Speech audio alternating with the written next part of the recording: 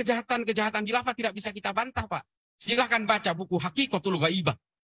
Tulisannya Farad Faudah dari Mesir. Gara-gara nulis begini, Farad Faudah dibunuh oleh Ikhwanul Muslimin di Nasr City. Karena dia memberikan kejahatan-kejahatan khilafah itu secara rinci dari literatur Ibnu Athir, Ibnu Katsir, Imam Suyuti, Ibnu Mas'udi, At-Tabari, semua ditulis, Ad-Dinuri, semua ditulis di dalam buku itu. Artinya apa? Dari semua pemahaman-pemahaman yang hari ini dijejalkan kepada kita oleh agen-agen khilafah ini seperti Felix Xiao, Ismail Santo, HTI, ex-HTI, dan juga Khilafatul Muslimin. Ini semua adalah mimpi-mimpi yang ingin membakar kita semua.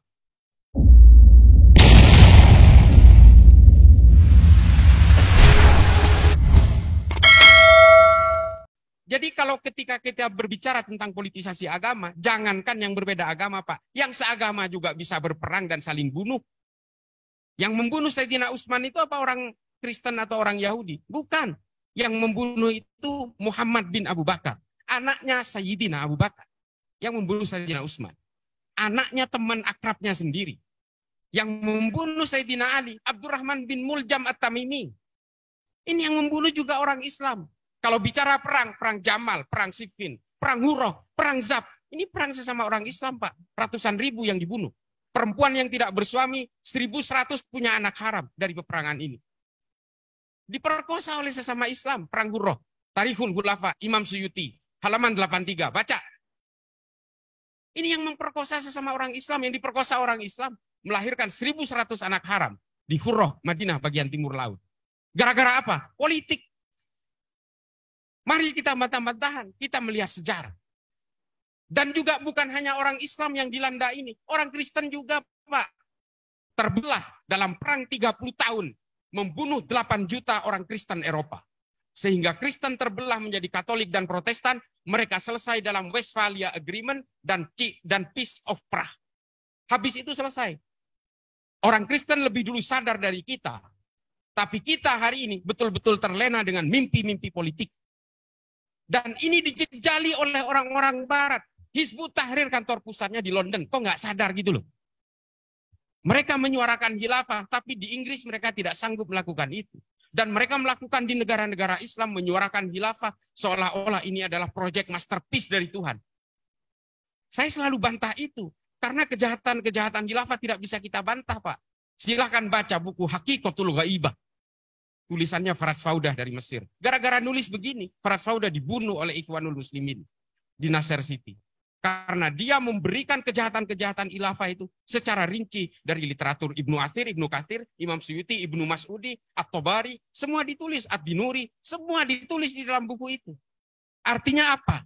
Dari semua pemahaman-pemahaman yang hari ini dijejalkan kepada kita oleh agen-agen khilafah ini seperti Felix Xiao, Ismail Santo, HTI, ex-HTI, dan juga Khilafatul Muslimin melalui JI, JAD, JAK, JAT, JAS, MMI, MIT, MIB, NII. Ini semua adalah mimpi-mimpi yang ingin membakar kita semua.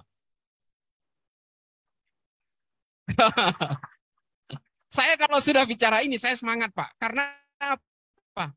Somalia, saya cerita lagi, ini saya sudah ceritakan di IPDN. Somalia hari ini betul-betul menginginkan dan menyesali. Kenapa sih Somalia itu nggak punya Pancasila sejak dulu?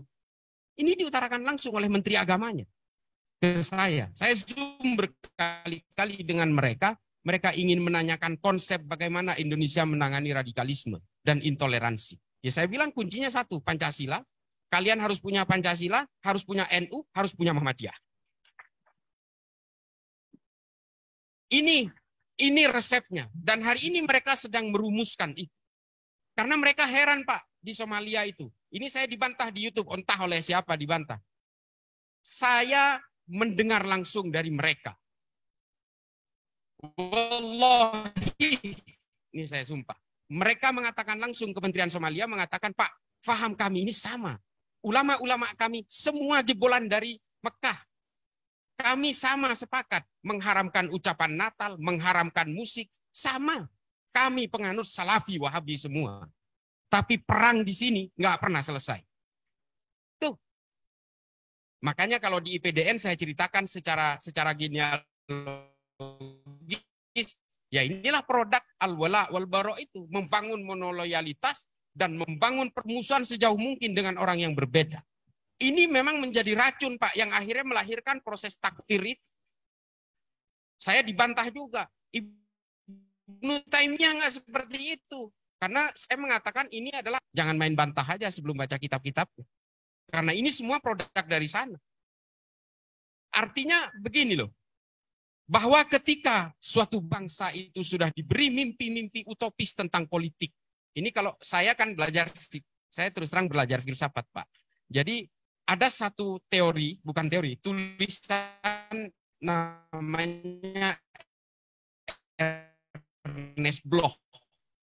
Bukunya judulnya Das Prinzip Hoffnung, maka penganutnya harus betul-betul dijejali dengan cita-cita politik yang utopis. Yang nggak masuk akal, maka kemudian ideologi itu terus dijaga. Seolah-olah tujuannya itu harus dicapai. Ini yang selalu digulirkan. Mereka tahu khilafah ini sudah tidak applicable. Hari ini kita lihat Taliban nih. Taliban itu dengan bangganya ketika menguasai Kabul dan dia mendeklar bahwa dia menguasai Afghanistan, dia dengan bangganya, sayalah penegak. Gus, 2 menit lagi. Iya. Sayalah penegak khalifah di bumi ini dan akan dimulai dari Khurazan. Ini sesumbar mereka. Tapi apa kemudian setelah mereka menguasai negara itu? Mereka hanya sanggup menghidupkan listrik 8 jam dalam sehari. Dan mereka hari ini ngemis-ngemis investasi dari Rusia dan Cina. Itulah negara hari ini. Itulah kehidupan bernegara hari ini yang tidak mungkin bisa hidup tanpa bantuan dari negara lain. Kita terjaring dalam geopolitik dan geoekonomi global yang tidak bisa kita hindari. Artinya kalau Indonesia ini ingin dijadikan khilafah oleh Ismail Santo, mereka bisa nggak hidup sendiri? Itu soalannya. Dan kemudian yang terakhir, 2 menit. Silakan, Gus. 2 menit, kejam sekali. Warningnya 5 menit gitu loh. Nanti ada sesi tambahan nanti Gus. Saya ini malu sama Prof. Aji, ampun saya. Ini saya sok tahu banget ini. Jadi yang terakhir begini. Bapak Ibu sekalian, saya selalu mengatakan begini. Ada 2 hal yang paling sering saya katakan. Satu adalah ketika politik menunggangi agama, maka semua kejahatan politiknya akan terlihat terhormat. Ini. Ada quote kedua yang saya katakan adalah kalau kita percaya bahwa Tuhan itu satu, maka kita harus percaya yang menciptakan semua manusia dengan segala perbedaannya adalah Tuhan yang sama. Ini logika dasar. Oleh karena itu, Bapak-bapak Ibu sekalian, maka kita hari ini, takdir-takdir keimanan kita adalah takdir-takdir kelahiran kita. Saya lahir di Madura, maka saya Islam. Kakek saya Islam, buyut saya Islam. Kalau saya lahir di Meksiko, saya Katolik, Pak, saya jamin. Kalau saya lahir di NTT, saya Katolik. Percaya saya lah. Karena kita tidak pernah diberi tawaran saya akan lahir dari orang tua beragama apa dan akan lahir di wilayah mana. Ini semua perbedaan-perbedaan yang kita alami hari ini adalah sunnatullah, kehendak Tuhan. Tidak bisa kita hindari. Lalu apa? Ketika saya lahir merasa menjadi orang Islam, lalu saya merasa menjadi manusia yang terbaik. Ini adalah pemahaman yang salah, Pak. Karena kita semua ini, takdir-takdir keimanan kita ini tergantung dari di mana kita dilahirkan. Lalu kemudian kita tidak boleh menganggap bahwa I'm the masterpiece. Nggak boleh, Pak. Kita semua manusia ini dilahirkan dengan harkat dan martabat yang sama tanpa kita harus melihat latar belakangnya. Terima kasih. Akhirul kalam. Wallahul muwaffiq ila aqwamit thoriq. Assalamualaikum warahmatullahi taala wabarakatuh.